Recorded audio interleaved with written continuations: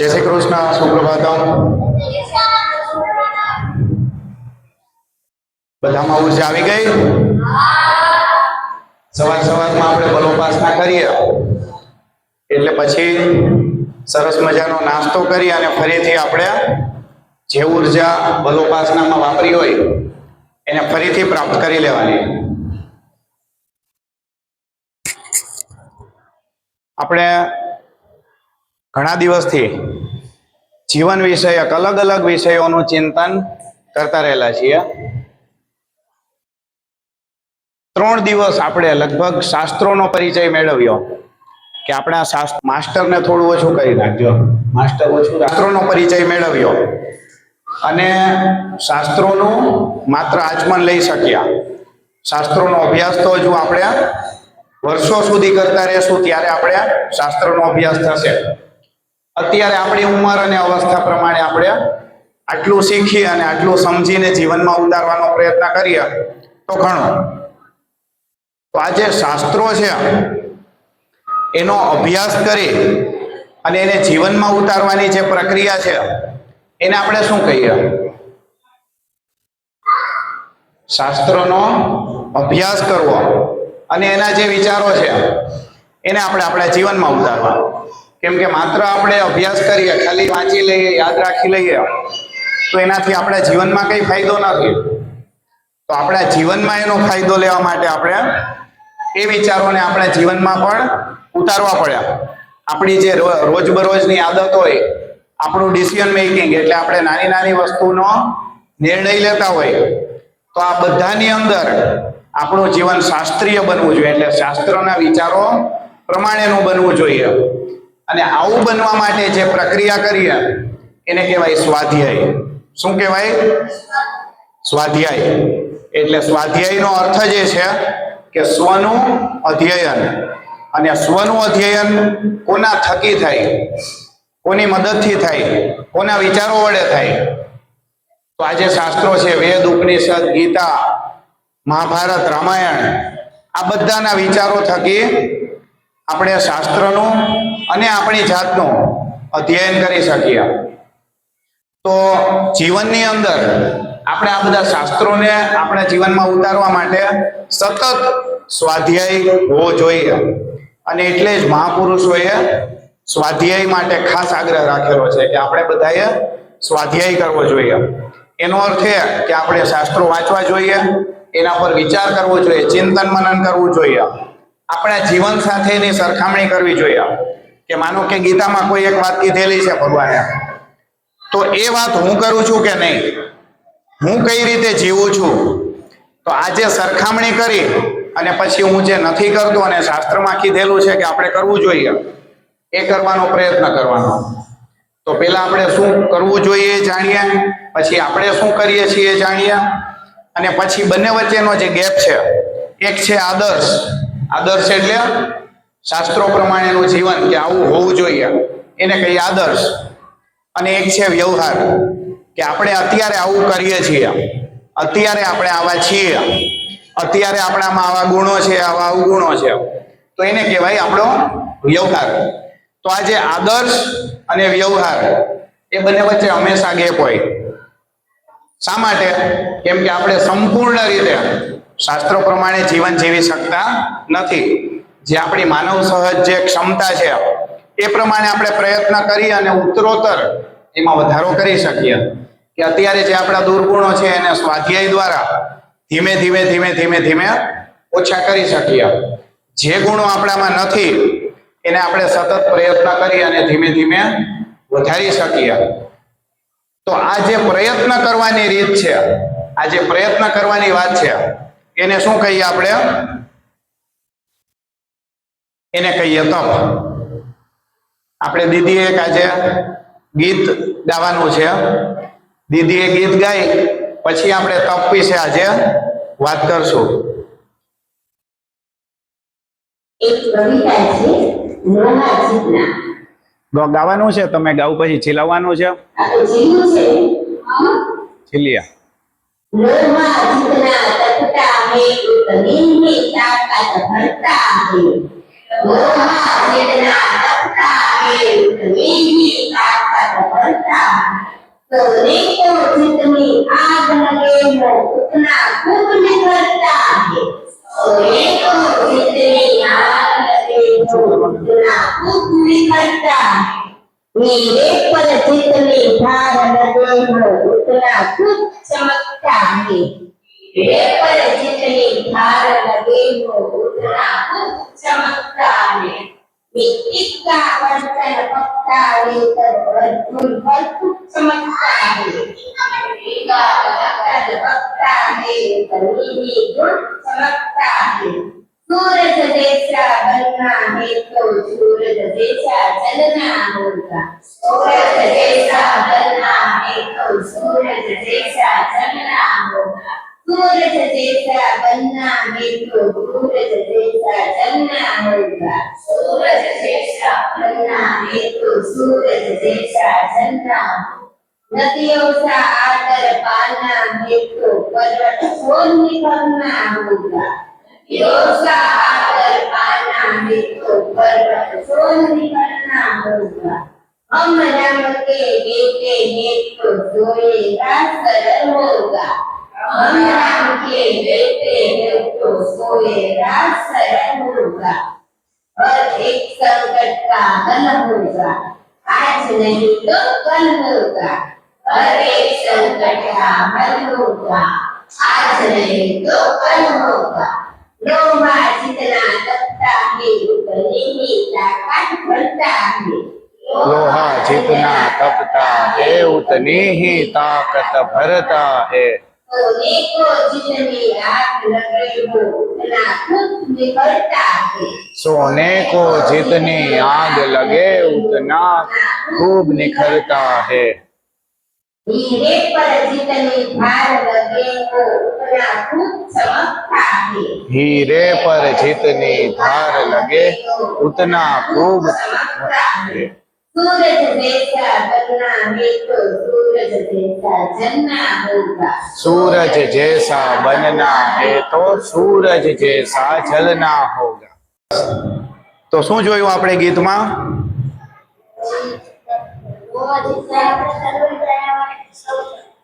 આપણે જીવનમાં કંઈક બનવું હોય તો તકલીફ સહન કરવી પડે લોહા जितना तपता है उतनी ही ताकत भरता है કે લોઢું તાકાત વાળું ક્યારે થાય તમને ખબર છે ને લોઢું કઈ રીતે બને કે જમીનમાંથી પેલા લોઢાનું ખનિજ નીકળ્યા એની અંદર લોઢાની સાથે માટી રેતી બીજી બધી અશુદ્ધિઓ ઘણી બધી વસ્તુઓ હોય એ જ રીતે આપણી અંદર પણ સદગુણોની સાથે ઘણા બધા દુર્ગુણો પણ હોય ને તો જે રીતે લોઢાને શુદ્ધ કરવાથી એની તાકાત વધે અને શુદ્ધ કરવા માટે અશુદ્ધિઓ કાઢવી પડે અને અશુદ્ધિઓ કાઢવા માટે શું કરવું પડે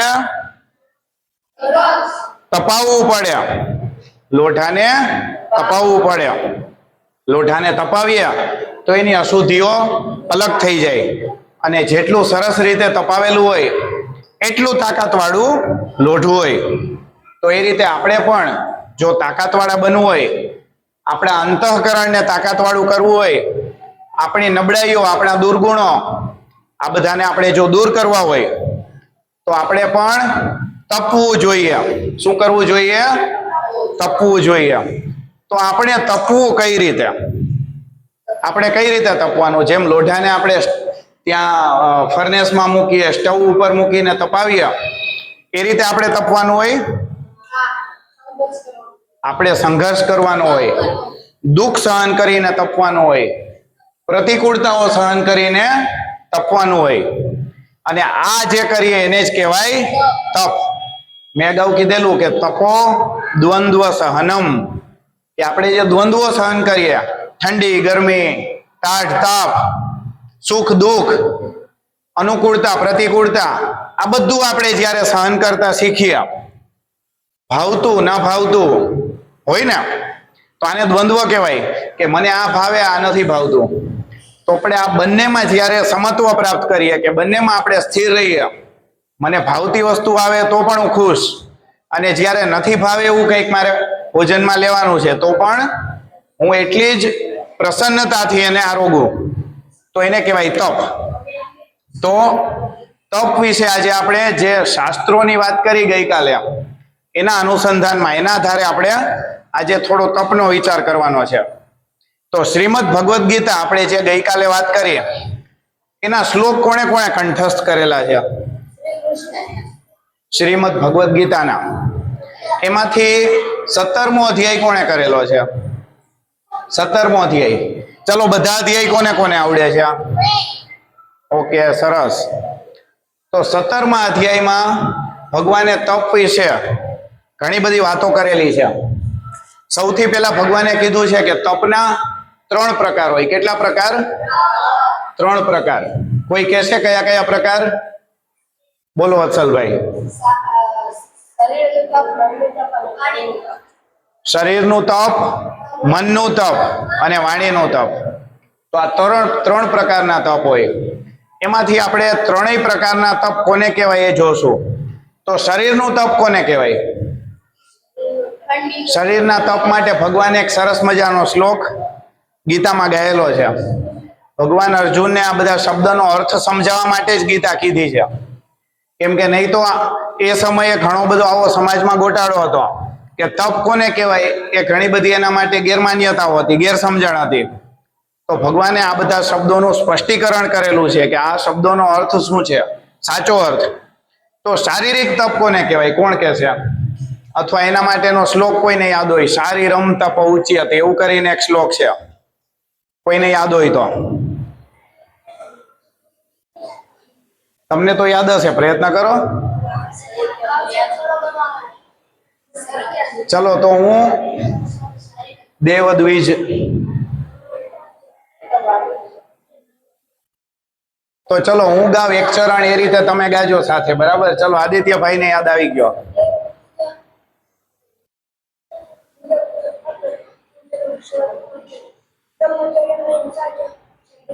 બહુ સરસ, જો યાદ આવી ગયો. હજુ બીજાને યાદ આવશે હું બોલીશ તો. દેવ દ્વિજ ગુરુ પ્રાજ્ઞ, બોલો. પૂજનમ શૌચ માર્જવમ અહિંસામ બ્રહ્મચર્યમ ચ શારીરમ તપ ઉચ્યતે. આપણે આ શ્લોકને હમણાં જ યાદ રાખી લેવો છે. તો ચલો સંથા કરીએ. હું બોલાવું, બોલજો. દેવ દ્વિજ ગુરુ પ્રાજ્ઞ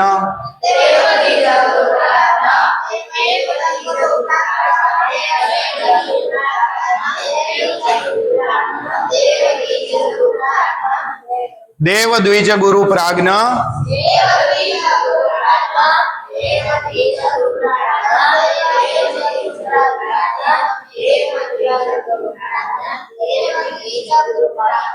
પૂજનમ શૌચ માર્જવમ.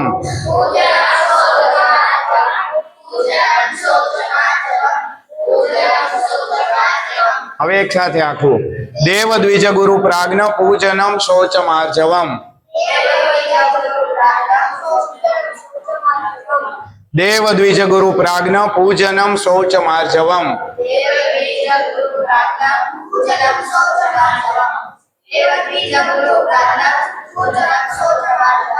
સરસ. તો આ પેલા 2 ચરણ આપણને યાદ રહી ગયા. દેવ દ્વિજ ગુરુ પ્રાજ્ઞ પૂજનમ શૌચ માર્જવમ બ્રહ્મચર્યમ અહિંસાંચ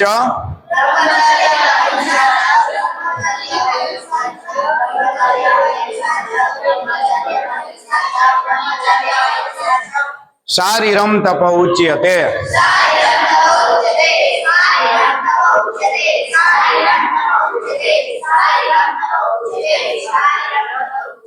બ્રહ્મચર્યમ અહિંસાંચ શારીરમ તપ ઉચ્યતે.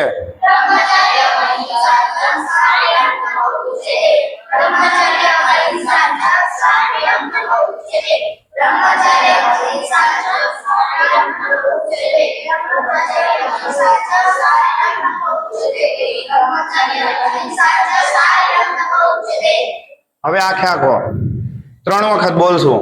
દેવ દ્વિજ ગુરુ પ્રાજ્ઞ પૂજનમ શૌચ માર્જવમ બ્રહ્મચર્યમ અહિંસાંચ શારીરમ તપ ઉચ્યતે.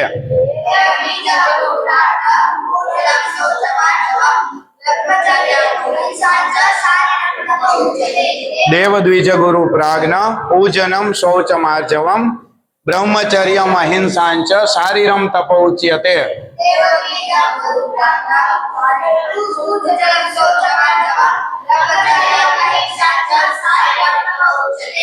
સરસ. તો જો આ રીતે કરીએ તો સરળતાથી યાદ રહી જાય.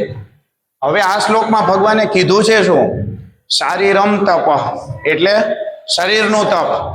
તો શરીરનું તપ શું હોય, કેવું હોય એ ભગવાને વાત કરી. તો દેવ દ્વિજ ગુરુ અને પ્રાજ્ઞ આ ચાર શબ્દ છે, બરાબર. દેવ દ્વિજ ગુરુ પ્રાજ્ઞ પૂજનમ. તો આ ચારનું પૂજન કોનું? દેવોનું. દ્વિજ એટલે બ્રાહ્મણ, ગુરુ અને પ્રાજ્ઞ. પ્રાજ્ઞ એટલે કેવો? કે જેનામાં જ્ઞાન છે, એવો જ્ઞાની માણસ. તો આ ચાર માણસોનું પૂજન કરવું, આ સૌથી પહેલી વાત. શારીરિક તપની અંદર સૌથી પહેલી વાત કઈ? દેવ, દ્વિજ, ગુરુ અને પ્રાજ્ઞ. આ ચાર પ્રકારના માણસોનું આપણે પૂજન કરીએ તો એ શારીરમ તપ, એટલે શારીરિક તપની અંદરની સૌથી પહેલી વાત. તો દેવ એટલે કોણ? દેવ શ્રેષ્ઠ. દેવ એટલે દીવ ધાતુ પરથી બનેલો છે. દીવ ધાતુ એટલે પ્રકાશિત, ચમકતું, જે જીવનને રમત સમજે એવા, કે જીવન રમતા રમતા જીવે, હસતા હસતા જીવે. જીવનની અંદર મુશ્કેલી આવી જાય તો રડે નહીં, રમતની જેમ જીવનને જોવે. હારી જાય તો પણ રડે નહીં, એને કહેવાય દેવ. આવી રીતના જે માણસ જીવતા હોય એવા માણસોનું આપણે પૂજન કરવું જોઈએ. થયો ને એવો અર્થ? કે આવી રીતે દેવતાઓ જેવું જે જીવન જીવતા હોય, જીવનને જે રમત બનાવીને જીવતા હોય, હસતા હસતા જીવતા હોય, બીજાને પણ હસાવતા હોય. અને બધા દેવતાઓ જો એનું સૃષ્ટિમાં કંઈક ને કંઈક કાર્ય છે. હા, સૂર્ય દેવતા શું કરે? બધાને ઉર્જા આપે. વરુણ દેવતા પાણી આપે. વાયુ દેવતા, તો આ બધા દેવતા છે બીજા માટે, સૃષ્ટિ માટે કંઈક ને કંઈક કરે છે. તો આવા પરોપકારી માણસ કે જે હસતા હસતા બીજાને મદદ કરે, એનું પૂજન કરવું, આ શારીરમ તપ એની અંદર સૌથી પહેલી વાત. તો દેવ દ્વિજ ગુરુ પ્રાજ્ઞ પૂજનમ આ એક થયું. પછી શૌચમ. શૌચમ એટલે શું? શૌચમ એટલે શુદ્ધિ, શરીરની શુદ્ધિ. શુદ્ધિ હોય એને કહેવાય શૌચ. તો આવી શુદ્ધિ આપણે શરીરની કરીએ એને પણ શરીરનું તપ કહેવાય. તો શરીરને સ્વચ્છ રાખવું, શુદ્ધ રાખવું, એનો અર્થ શું? શું કરીએ શરીરને શુદ્ધ રાખવા માટે? નાહીએ. ચલો, પછી શરીરને શુદ્ધ રાખવા માટે વ્યાયામ, સૂર્ય નમસ્કાર. તન્મયભાઈ, ધ્યાન કરીએ શરીરને શુદ્ધ રાખવા. યોગ કરીએ, યોગાસન, પ્રાણાયામ. શું? હા, પણ શરીર માટે આપણે પેલા અત્યારે વાત થઈ છે શરીરની શુદ્ધિ, બરાબર છે. તો આ બધું કરીએ તો આપણું શરીર શુદ્ધ રહે. પછી શૌચમ આર્જવમ. આર્જવમ એટલે શું? એ શબ્દનો મેં અર્થ કીધેલો 2-3 દિવસ પહેલા. યાદ છે કોઈને?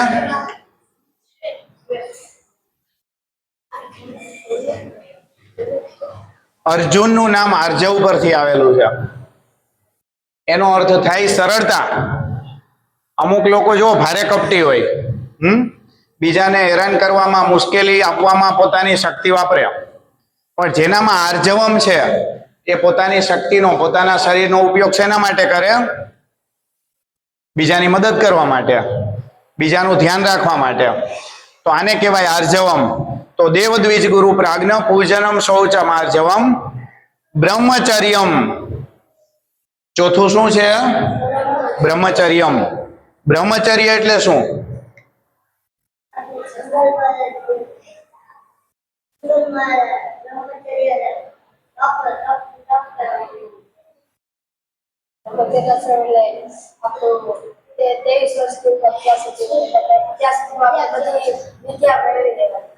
વિદ્યા મેળવવા માટેના જે પેલા 25 વર્ષ છે એને કહેવાય બ્રહ્મચર્ય આશ્રમ.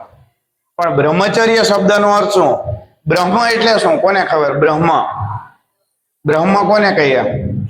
આપણે વંદનામાં આવે ને, સત્ય શાશ્વત બ્રહ્મ કેવલ ઈશરૂપમાં તતું, તો બ્રહ્મ શબ્દ આવ્યા.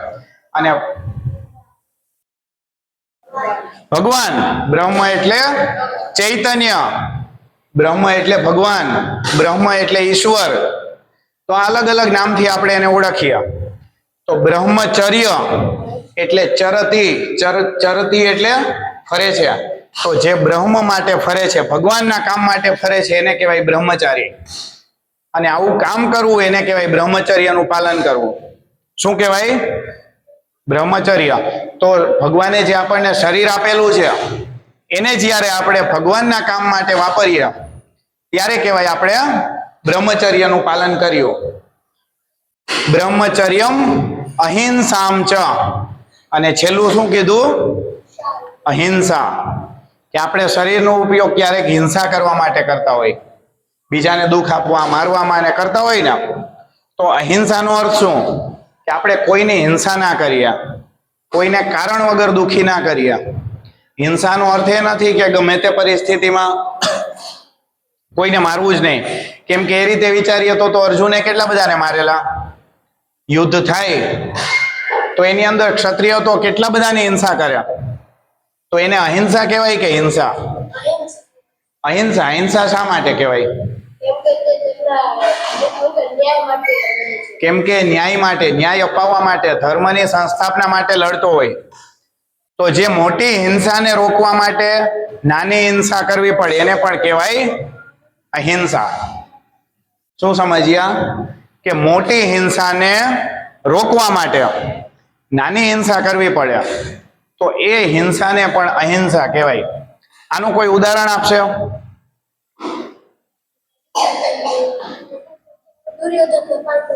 હા, કે જે આવા લોકો છે કે જે મોટી હિંસા કરતા હોય એ લોકોને મારવા. માનો કે આપણે અહીંયા બહાર રોડ પર ઊભા છીએ અને કોઈ એક જીપની અંદર માનો કે ગુંડાઓ, 4 ગુંડાઓ આમ એકદમ બંદૂક લઈને નીકળે છે અને એની આગળ જ આપણે જોયું કે થોડેક જ આગળ કોઈ માનો કે સરઘસ અથવા તો કોઈ પ્રોસેશન આપણે કહીએ ને, શોભાયાત્રા કે આવું કંઈક નીકળ્યું કે જેની અંદર બધા સરસ મજાના તૈયાર થઈને લોકો ભગવાનનું નામ લેતા લેતા ગયા. એની અંદર નાના બાળકો છે, સ્ત્રીઓ છે, આભૂષણો પહેરેલા છે. તો આવી રીતે તૈયાર થઈને ભગવાનના વિચારો સમાજમાં લઈ જવા માટે શોભાયાત્રા કાઢે છે. અને થોડેક જ આગળ ગયા હોય અને ત્યાં એની પાછળ આવી રીતે કોઈ જીપમાં 3-4 બંદૂક લઈને લૂંટારાઓ આવ્યા. આપણે જોયું કે આ લોકો ક્યાં ગયા છે અને એ લોકો આવીને આપણને પૂછે છે. પછી આપણને પૂછે કે કઈ દિશામાં ગયા છે, ત્યારે આપણે જે ધારો કે ડાબી બાજુ ગયા છે તો આપણે એમ કહીએ કે જમણી બાજુ ગયા છે, તો એ ખોટું બોલનો. આ તો એ અસત્ય.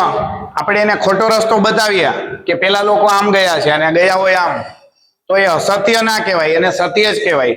હવે માનો કે એ સમયે તમારી પાસે પણ શસ્ત્ર છે, તમારી પાસે પણ બંદૂક છે અને તમને બંદૂક ચલાવતા આવડે છે. શું? તમને બંદૂક ચલાવતા આવડે છે અને તમે સમર્થ છો કે આ 4 લોકો જે લૂંટવા માટે જાય છે, તમે જો ધારો તો એ લોકોને મારી શકો અને તમે એને મારો છો, તો આ હિંસા કહેવાય કે અહિંસા કહેવાય? અહિંસા કહેવાય. શા માટે? કેમ કે જો તમે એને જવા દો તો એ તો કેટલા 100-200 લોકોને મારી નાખ્યા. આતંકવાદીઓ હમણાં હુમલો કર્યો, કેટલા લોકો હતા?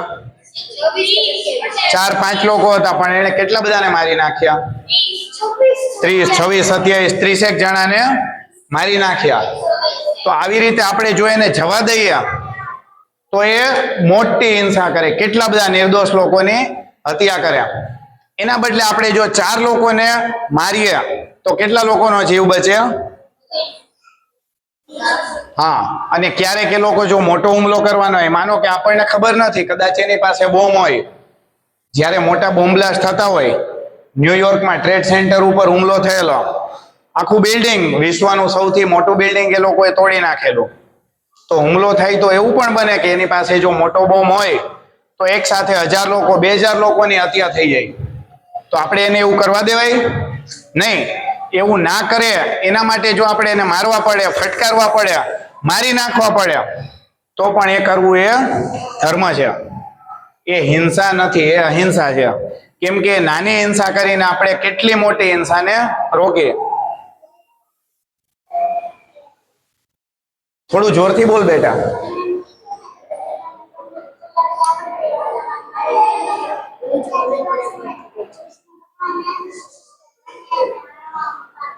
હા સરસ, જો કેટલું સરસ.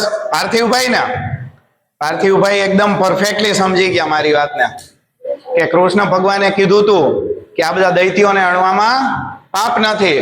અર્જુને કીધું ને, નૈવ પાપમ અવાપ્સ્યસી, કે તને ક્યારેય પાપ નહીં લાગે, તું આ બધાને માર, છૂટથી માર, કેમ કે આ બધા તો અધર્મીઓ છે.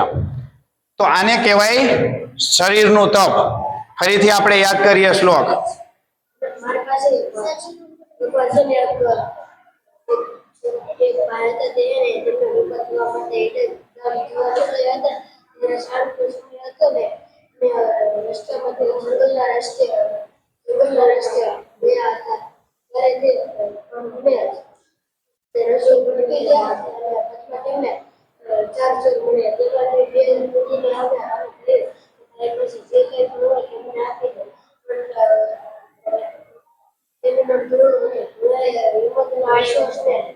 હિંમત અને વિશ્વાસ રાખી તેને કહ્યું કે મારી પાસે 12 સાથીઓ છે, એમાંથી હું એકલો ભટકી ગયો છું.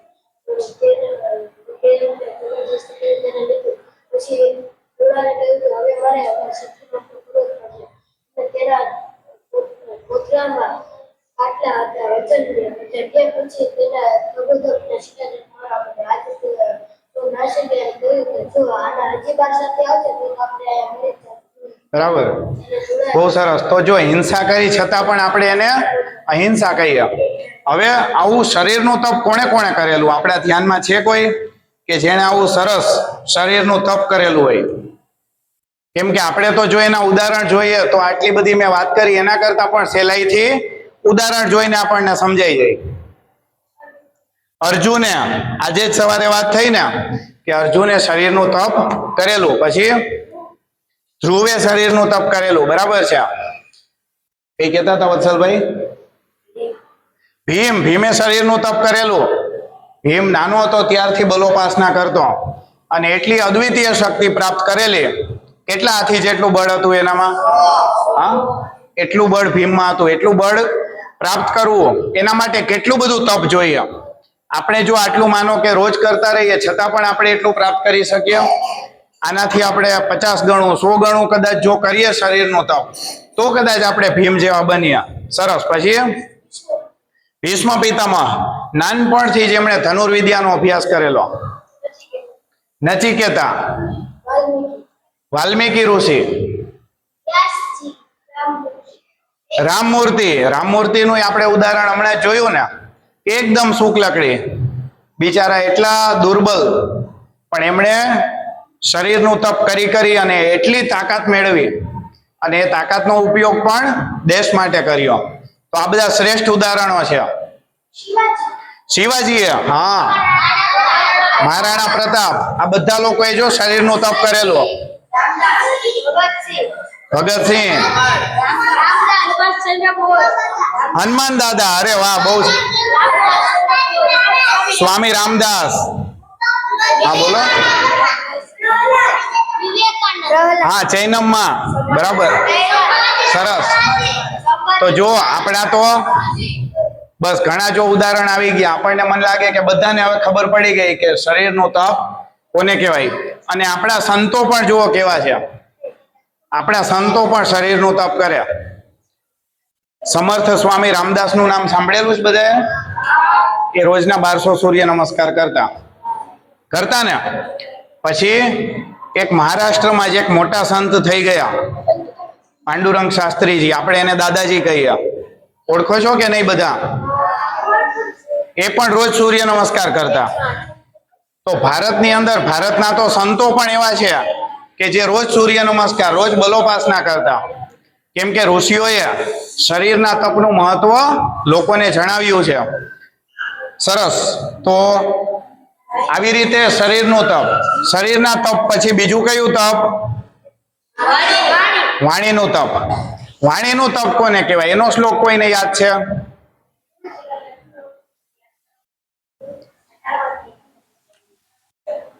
વાણીનું તપ કોઈને યાદ છે? અનુદ્વેગ.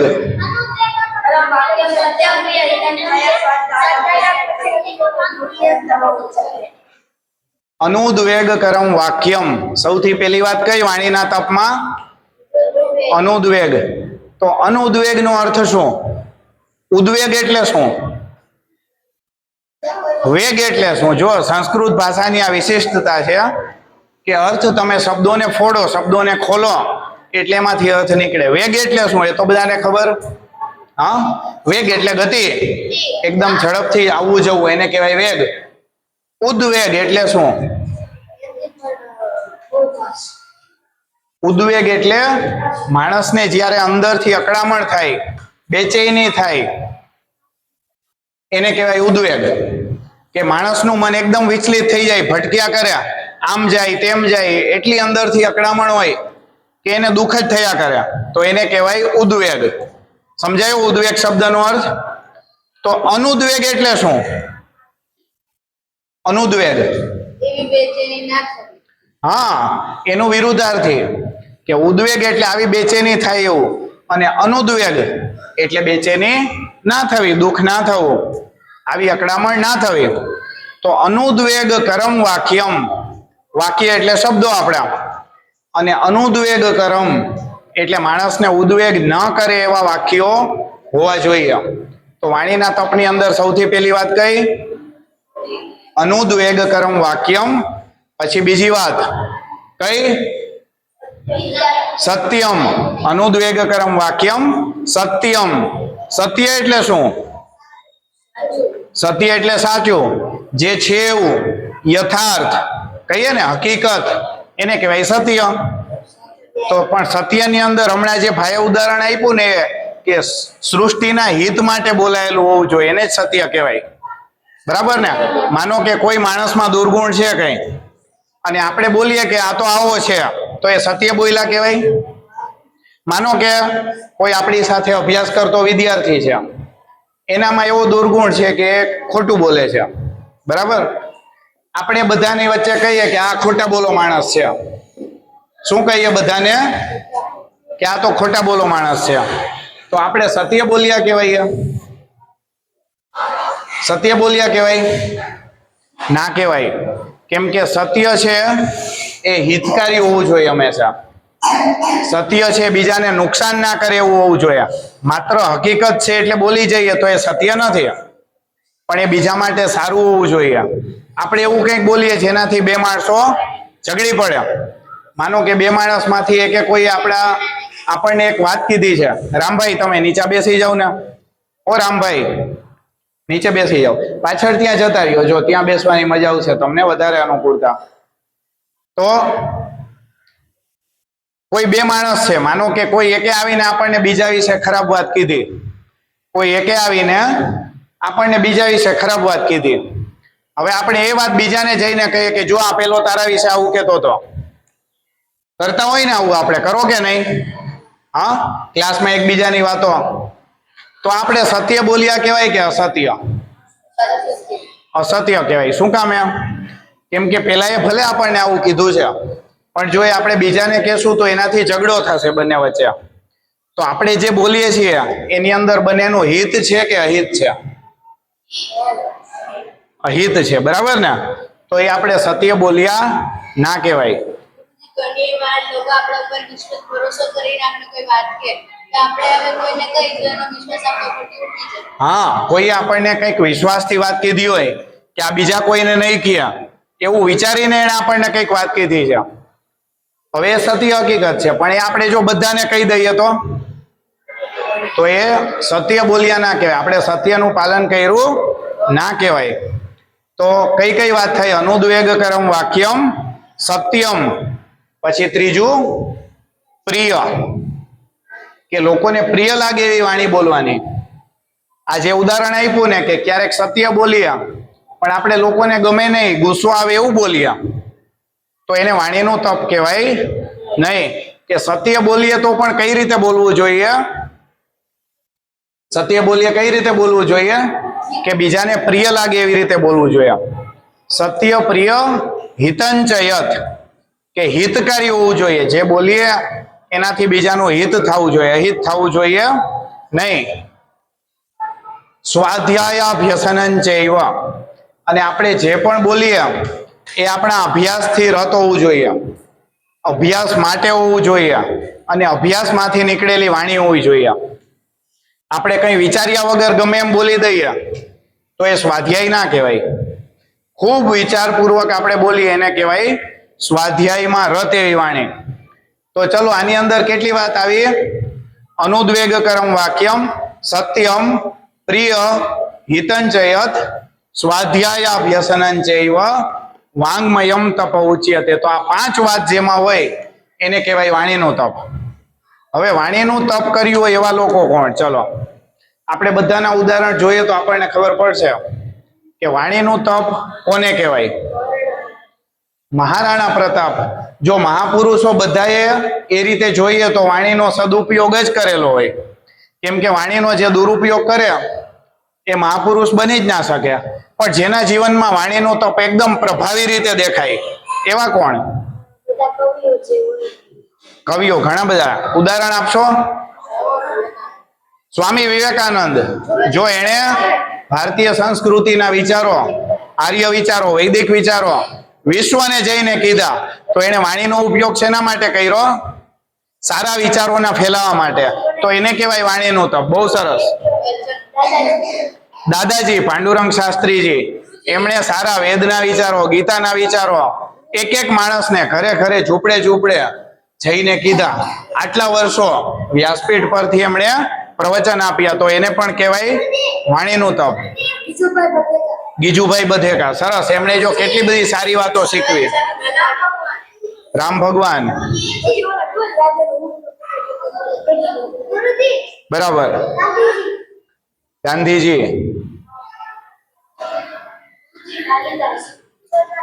કાલિદાસ, જો બહુ સરસ ઉદાહરણ આપ્યું.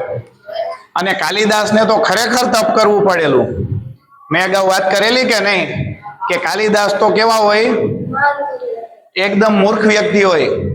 કાલિદાસ કઈ જન્મજાત એવા બુદ્ધિશાળી નહોતા, પણ કાલિદાસ એને જીવનમાં એવો અનુભવ થયો, એને ખબર પડી કે મારું તો જીવન જ વ્યર્થ છે. એક જ મિનિટ, આ હું કહું, બરાબર યાદ રાખજે. બહુ સરસ એને ઉદાહરણ આપ્યું. તો કાલિદાસને જ્યારે સમજાયું કે મારી વાણી તો એકદમ નકામી છે, મારામાં કોઈ જ્ઞાન નથી, તો મારે એના માટે તપ કરી અને મારી વાણીને તેજસ્વી બનાવવી જોઈએ. અને પછી એમણે વર્ષોના વર્ષો સુધી શાસ્ત્રોનો અભ્યાસ કર્યો, અને પછી એમણે જે સાહિત્યની રચના કરી, વિશ્વમાં એની તોલે કોઈ આવી ના શકે આવું સાહિત્ય એમણે લખ્યું. તો એને કહેવાય વાણીનું તપ. પછી તન્મયભાઈ હમણાં જ સરસ ઉદાહરણ બોલ્યા. શું કીધું? વેદવ્યાસજી. તમે જુઓ, વેદવ્યાસજીએ આખી જિંદગી એવા શિષ્યો તૈયાર કર્યા. એમણે વેદોના 4 વિભાજન કર્યું, બરાબર, 4 ભાગ પાડ્યા, અને બધા એક શિષ્યોને આપ્યા. તો એમને આપી ના દીધા હોય ને, એને તૈયાર કરવા પડે, શીખવવું પડે. તો એમણે આ બધું પોતાની વાણીનો ઉપયોગ કરી અને કર્યું. સરસ. પછી કવિ નર્મદ, પતંજલિ, ભગવાન પતંજલિ. ઓહો, જબરજસ્ત ઉદાહરણ આપી દીધું કે પતંજલિ, ભગવાન પતંજલિ, એના વિશે એવું કહેવાય. એનો શ્લોક યાદ છે કોઈને?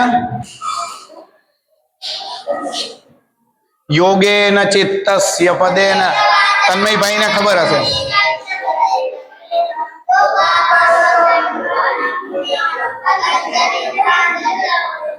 યોગેન ચિત્તસ્ય પદેન વાચામ મલમ શરીરસ્ય ચ વૈદ્યકેન યોપાકરોતમ પ્રવરમ મુનિનામ પતંજલિમ પ્રાંજલિરાનતોસ્મિ.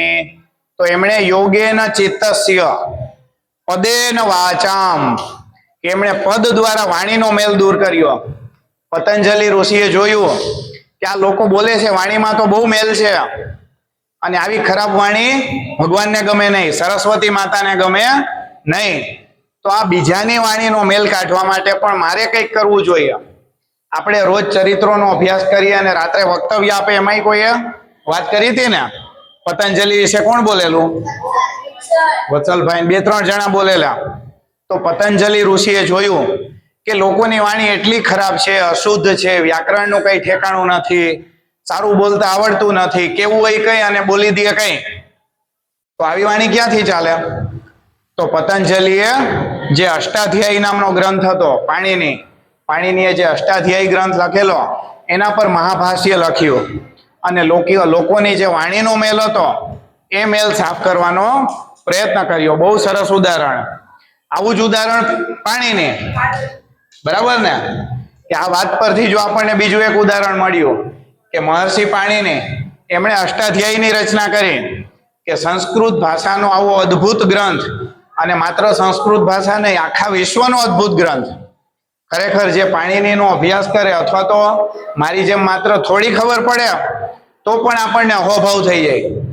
મેં અષ્ટાધ્યાયીનો અભ્યાસ નહીં કર્યો, પણ મને જેટલું સંસ્કૃત આવડે અથવા અષ્ટાધ્યાયી વિશે જેટલી ખબર છે, જેટલું થોડું ઘણું અધ્યયન થયું, એના પરથી પણ એ ગ્રંથની મહાનતા ખબર પડે કે કેટલી બુદ્ધિ વાપરી હશે અષ્ટાધ્યાયીમાં. તો આને કહેવાય વાણીનું તપ.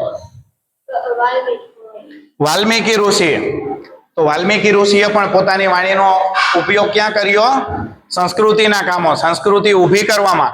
બધા ઋષિઓએ જો વાણીનું તપ કરેલું છે, તો આપણે પણ આપણી વાણીને શુદ્ધ, પવિત્ર અને આવી સારી ઉપયોગી બનાવવી જોઈએ. આપણે જોતા હોય આપણા વર્ગમાં સાથે હોય ઘણા બધા લોકો અપશબ્દ બોલતા હોય ને, ખરાબ વાતો કરતા હોય ને, વાણીનો વેડફાટ કરતા હોય, બગાડતા હોય, તો એવી ખરાબ વાણી જેની હોય એની જીભ ઉપર સરસ્વતી માતા આવે ક્યારેય? આવે ક્યારેય?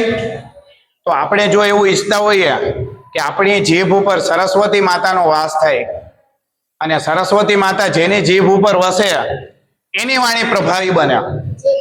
આપણે બધા એવું ઈચ્છીએ કે નહીં કે આપણે જે બોલીએ એવું બધા માને, આપણે જેમ કહીએ એવું બીજા કરે, આવું ઈચ્છીએ કે નહીં? પણ કરે છે કોઈ? શા માટે? કેમ કે આપણામાં વાણીનું તપ સારું નથી, એટલું બધું નથી. તો આપણે જો વાણીનું તપ કરીએ અને સરસ્વતી માતા જો આપણા પર પ્રસન્ન થાય તો એ આપણી વાણીને પણ એવી પ્રભાવી બનાવે કે આપણે બોલીએ બધું લોકો માને, આપણે કહીએ એમ કરે. અને આવું કોને નહીં જોતું? આવું કોને નહીં કરવું? બધાને કરવું છે ને કે આપણે આપણી વાત બધા માને. તો આવી પ્રભાવી વાણી બનાવવા માટે વાણીનું તપ કરવું જોઈએ. તન્મયભાઈ, શંકરાચાર્ય એમણે ભારતની 3 વખત પ્રદક્ષિણા કરી. ભારતમાં ખૂણે ખૂણે ફરીને લોકોને વૈદિક જીવન સમજાવ્યું કે ખરેખર આપણું જીવન કેવું હોવું જોઈએ, વેદો આપણા શું કહેવા માંગે છે, આ બધા લોકોને સમજાવ્યું. વેદભાઈ સંત એકનાથ, જો જેટલા પણ સંતો મહાત્માઓ છે, મેં કીધું એ રીતે બધાના જીવનમાં તમને વાણીનું તપ દેખાશે. સરસ. તુલસીદાસ, જો એમણે રામચરિત માનસ નામનો ગ્રંથ આપ્યો કે સામાન્ય લોકો છે, અમુક લોકોને સંસ્કૃત આવડતું નથી, તો એવા લોકોની ચિંતા પણ સંત માણસો કરતા હોય. તો તુલસીદાસે વિચાર્યું કે બધા રામાયણ વાંચતા નથી. શા માટે નહીં વાંચતા? કેમ કે સંસ્કૃત આવડતું નથી. તો એ લોકોને પણ રામના વિચારો મળે, એનું જીવન પણ તેજસ્વી બને. એટલા માટે એમને ઈચ્છા થઈ કે હું પણ કંઈક લખું, અને એવું લખું કે જે એકદમ સામાન્ય લોકો પણ સમજી શકે. અને એમણે રામચરિત માનસ નામના એક અદ્ભુત ગ્રંથની રચના કરી. નરસિંહ મહેતા, કેવા સરસ સરસ પ્રભાતિયા ભજન. તો વાણીના તપના તો અનેક ઉદાહરણો છે. બધાને લાગે છે કે આપણને વાણીનું તપ કેવું હોય એ સમજાયું? બધાને લાગે છે કે આપણે આવું તપ કરવું જોઈએ? સરસ. સમય શું થયો એ જરા મને કહી દો. 5 મિનિટની વાર છે. તો હવે ખરેખર જે આ બંને તપ, ચલો બોલી. તાનારીરી, સ્વામી દયાનંદ સરસ્વતી, સરદાર પટેલ, મીરાબાઈ, કેવા સરસ ભજનો. તો આપણે, મને એવું લાગે કે સરસ રીતે બધાને સમજાઈ ગયું કે વાણીનું તપ કેવું હોવું જોઈએ. અને મને લાગે કે આપણને બધાને ઈચ્છા પણ છે કે આપણે પણ આપણું જીવન આવા વાણીના તપમાં રત કરવું જોઈએ. લાગે ને બધાને કે આપણે વાણીનું તપ કરવું જોઈએ? તો આપણે નક્કી કરવાનું કે આપણે વાણીનો સદુપયોગ કરશું. આ ગીતાનો શ્લોક ફરીથી ઘરે જઈને બધા વાંચજો, કેમ કે અત્યારે તો મેં માત્ર તમને જાણકારી ખાતર થોડું કહી દીધું, પણ જો આપણે ઘરે જઈને ફરીથી એનો અભ્યાસ નહીં કરીએ તો આપણને ઊંડાણપૂર્વક સમજાશે નહીં, અને ઊંડાણપૂર્વક નહીં સમજાય તો એ આપણા જીવનમાં આવશે નહીં. સરસ. હવે જે આ બે તપ ની વાત કરી, શરીરનું તપ અને વાણીનું તપ, આના કરતા પણ વધારે અગત્યનો મનનું તપ. તો આના માટે આપણી પાસે વધારે સમય નથી, તો શું કરશું આપણે? કાલે વાત કરશું, સમય થઈ ગયો છે. અતિશય અગત્યનું છે. તો મનના તપ વિશે કોઈને શ્લોક યાદ છે?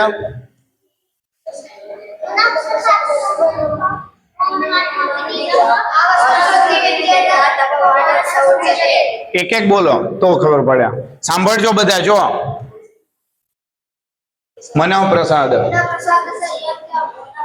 સૌમ્યત્વ, મનઃ પ્રસાદ સૌમ્યત્વ.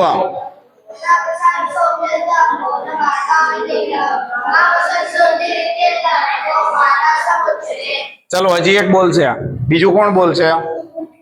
આદિત્ય બોલ. મનઃ પ્રસાદ.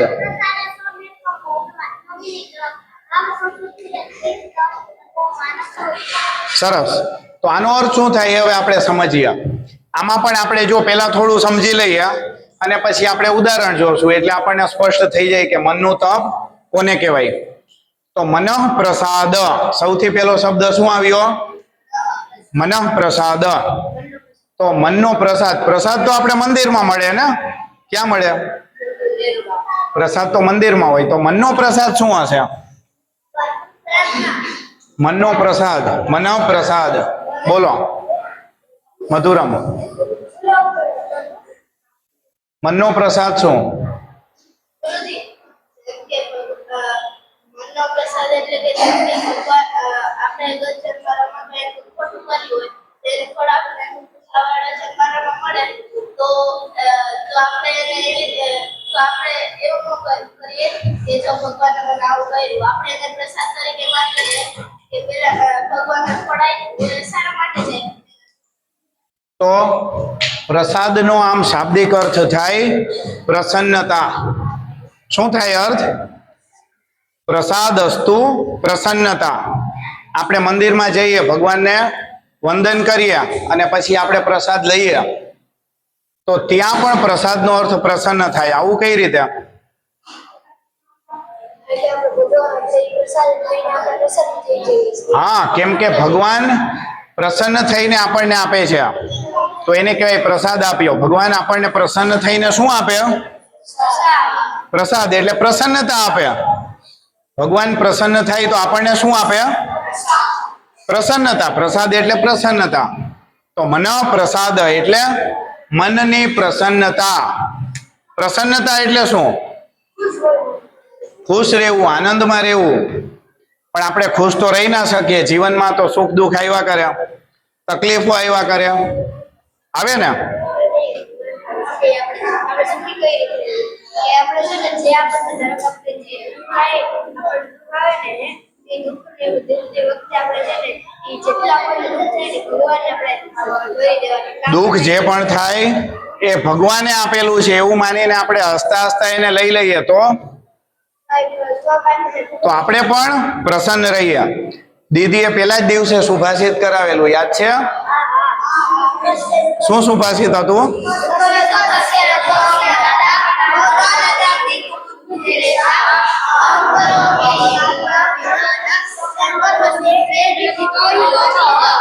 સ્વકર્મ સૂત્રે ગ્રથિતો લોક સુખસ્ય દુઃખસ્ય ન કોપી દાતા. કે આપણને કે સુખ ને દુઃખ આપવા વાળો કોઈ નથી. શેના લીધે સુખ દુઃખ મળે? આપણા પોતાના કર્મોના લીધે. તો જો આપણા જ કર્મોના લીધે આપણને દુઃખ મળતું હોય તો જે આપણને દુઃખ આપવા માટે આવે એના પર ગુસ્સો કરાય? એ તો આપણે જાતે ઊભું કરેલું છે ને? તો આવી રીતે જે સમજી અને આવું જીવન બનાવ્યા અને મનને હંમેશા પ્રસન્ન રાખ્યા કે ઠીક છે મેં કઈ ભૂલ કરી હશે તો એના લીધે અત્યારે મારી પાસે આ પરિસ્થિતિ ઉપસ્થિત થઈ. કોઈ ઉપર ગુસ્સો ના કરે, હસતા હસતા એ પરિસ્થિતિને સ્વીકારી લે, તો એને કહેવાય મનઃ પ્રસાદ. બરાબર. પછી બીજું શું છે? મન પ્રસાદ સૌમ્યત્વમ. સૌમ્યત્વમ એટલે શું? સૌમ્યત્વમ એટલે બીજાને શાંતિ આપવી, બીજાને ઠંડક આપવી. શું કરવું? બીજાને શાંતિ આપવી, બીજાને સુખ આપવું, બીજાને ઠંડક આપવી. તો એને કહેવાય સૌમ્યત્વ. તમે જો અમુક માણસો પાસે જશો, તમે ગમે એટલા થાકેલા હશો, તમને એવું લાગતું હશે કે હું તો હારી ગયો, મારાથી કઈ નહીં થાય, પણ એની પાસે જશો તો તમને ઉત્સાહ મળશે, શાંતિ મળશે, તમને ફરીથી એવી આશા તમારામાં જાગશે કે નહીં, હું કરી શકીશ. ભગવાનના મંદિરમાં જાય તો આપણને શાંતિ મળે ને. તો એને કહેવાય સૌમ્યત્વમ. મન પ્રસાદ સૌમ્યત્વમ. મૌનમ આત્મ વિનિગ્રહ. મૌન રહેવું એ પણ મનનું તપ. આપણે વિચારેલું ક્યારેય? કેમ કે આપણને જ લાગે કે મૌન રહીએ તો વાણીનું તપ, મૌન રહીએ એટલે બોલીએ નહીં, પણ મૌન રહેવું એ ખરેખર તો મનનું તપ છે. કેમ કે આપણે કેટલું બધું વ્યક્ત કરતા હોઈએ, આપણે દિવસમાં કેટલું બધું વ્યક્ત કરતા હોઈએ. કોઈ જરાક આપણને હેરાન કરે, તરત જ જઈને કહીએ કે તું આવો છો, તું તેવો છો, પેલો આવો છે, પેલો તેવો છે, કેટલું બધું બોલ કરતા હોઈએ. તો મૌન રહેવું એ માત્ર વાણીનું તપ નથી, એ મનનું તપ છે. કે જો આપણે મનનું તપ કરતા હોઈએ તો જ આપણે મૌન રહી શકીએ. અને મૌનમાં મોટી શક્તિ છે. મૌનમાં મોટી શક્તિ છે કે જે માણસ મૌન રહી શકે એ માણસની શક્તિ અપાર હોય. એટલે આપણે પણ અમુક સમયે મૌન રહેતા શીખવું જોઈએ. અમુક સમય આપણે એવો નિશ્ચિત કરવો જોઈએ કે આ સમયે હું વાત કરીશ નહીં. અને પછી જુઓ કેટલું અઘરું છે. આપણે કરવો છે અહીંયા પ્રયોગ એવો શિબિરમાં, જમતી વખતે મૌન રહેવાનું. આવું કરીએ બાકીના દિવસોમાં? હા, કેમ કે આપણે જે વાંચીએ છીએ, જે વિચારીએ છીએ એને જીવનમાં ઉતારવાનો પ્રયત્ન કરીએ ને. બધાને લાગે છે કે આપણે મૌનનો અભ્યાસ કરવો જોઈએ? સરસ. તો આપણે એવું કરીએ કે હવેથી આપણે ભોજન દરમિયાન મૌન રહેશું. બરાબર? તો મન પ્રસાદ સૌમ્યત્વમ મૌનમ આત્મ વિનિગ્રહ. પણ રમતમાં તો બોલવું પડે ને. હા, રંજનભાઈ શીખવાડે ત્યારે બધા બોલ કરે ત્યારે એ ખોટું છે, એવું ના કરવું જોઈએ. પણ બાકી રમત દરમિયાન વાત કરવાની જરૂર પડે તો બોલવું જોઈએ. એ સમયે આપણે વાણીનું તપ ના કરી શકીએ. તો મૌનમ આત્મ વિનિગ્રહ. આત્મ વિનિગ્રહ શું છે? આત્મ વિનિગ્રહ બહુ ભારે શબ્દ છે, નહીં લાગતું? આત્મ વિનિગ્રહ શું થતો હશે એનો અર્થ?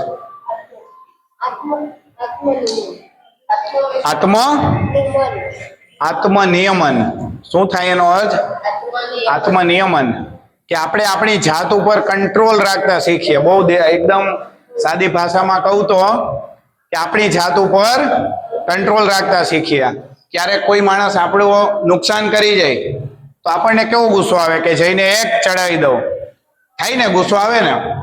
આવા સમયે આપણે આપણી જાત ઉપર સંયમ રાખતા શીખીએ, એને કહેવાય આત્મ વિનિગ્રહ.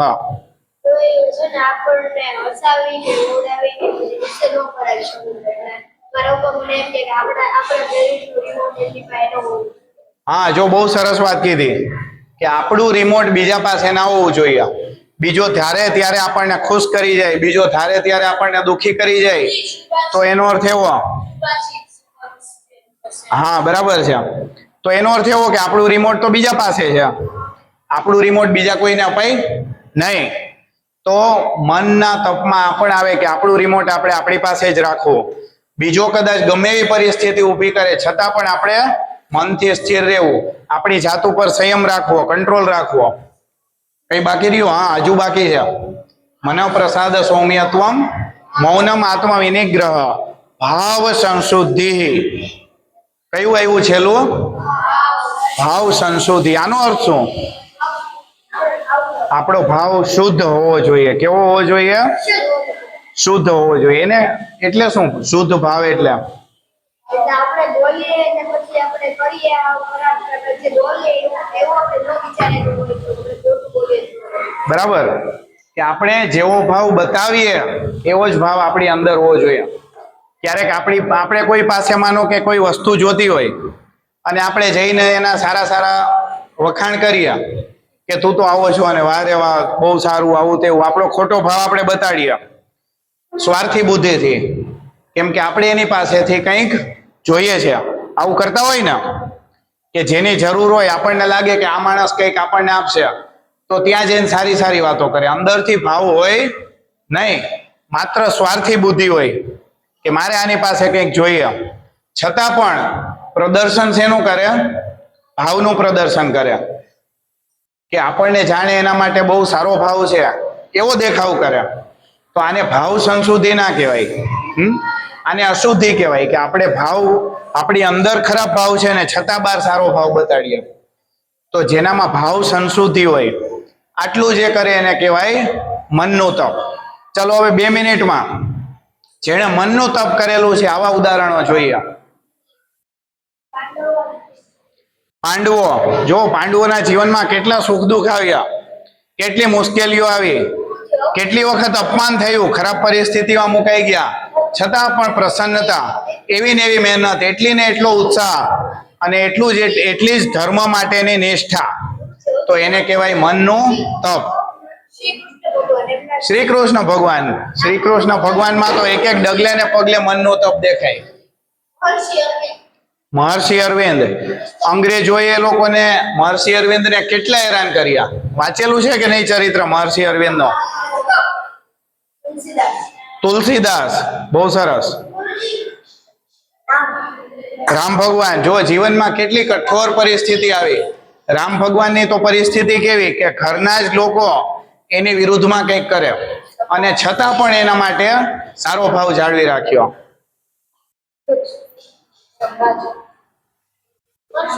પરશુરામ, બહુ સરસ. રામમૂર્તિ, શિવાજી. હજુ એક ઉદાહરણ મને યાદ આવે છે, ચલો બોલી જાઓ. સરદાર વલ્લભભાઈ પટેલ, ભગતસિંહ,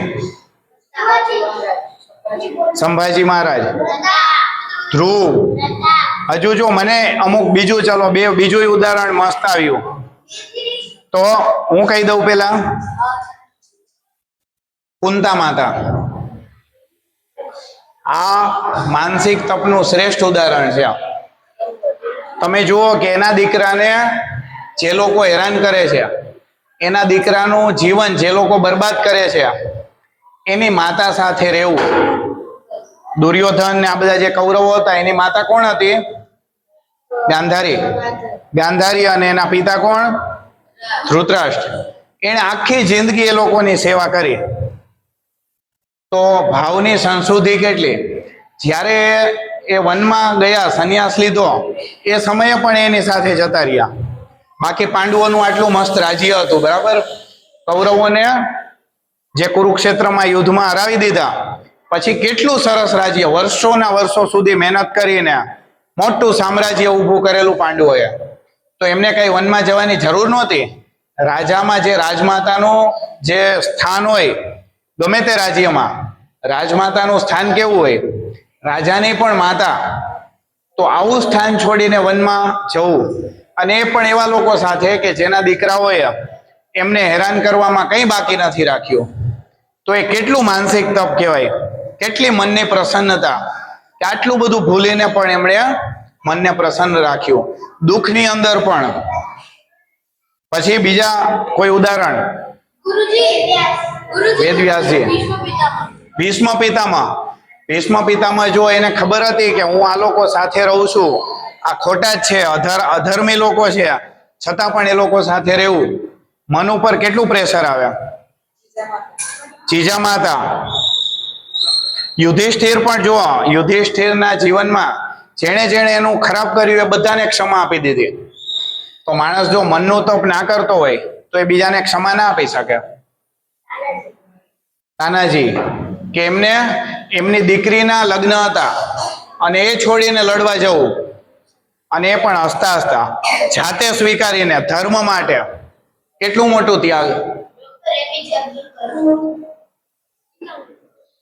તો ઘણા બધા, મને એવું લાગે કે આપણે સરસ રીતે ત્રણેય તપને સમજ્યા. શરૂઆતમાં મને એવું લાગતું હતું કે તમને કંટાળો આવે છે, પણ પછી મને ખબર પડી કે તમે ભલે જોતા હોય ગમે ત્યાં, પણ છતાંય તમારું ધ્યાન તો હું કહું છું એ સાંભળવામાં હોય છે. અને ઉદાહરણો તમે જે સરસ સરસ આપ્યા એના પરથી કન્ફર્મ થઈ ગયું કે તમને કેટલી સરસ રીતે આ બધી વાત સમજાણી છે. તો આપણે આજે તો ખાલી આ તપને માત્ર સમજવાનો પ્રયત્ન કર્યો, પણ આપણું જીવન ક્યારે મહાન બને? કરીએ તો. બરાબર? તો આપણે પણ આપણા જીવનમાં શરીરનું, વાણીનું અને મનનું તપ સતત ને સતત કરતા રહીએ. જો તપની અંદર એક વસ્તુ બહુ જ અગત્યની છે કે દીર્ઘકાલ સુધી થવું જોઈએ. કઈ રીતે? દીર્ઘકાલ સુધી.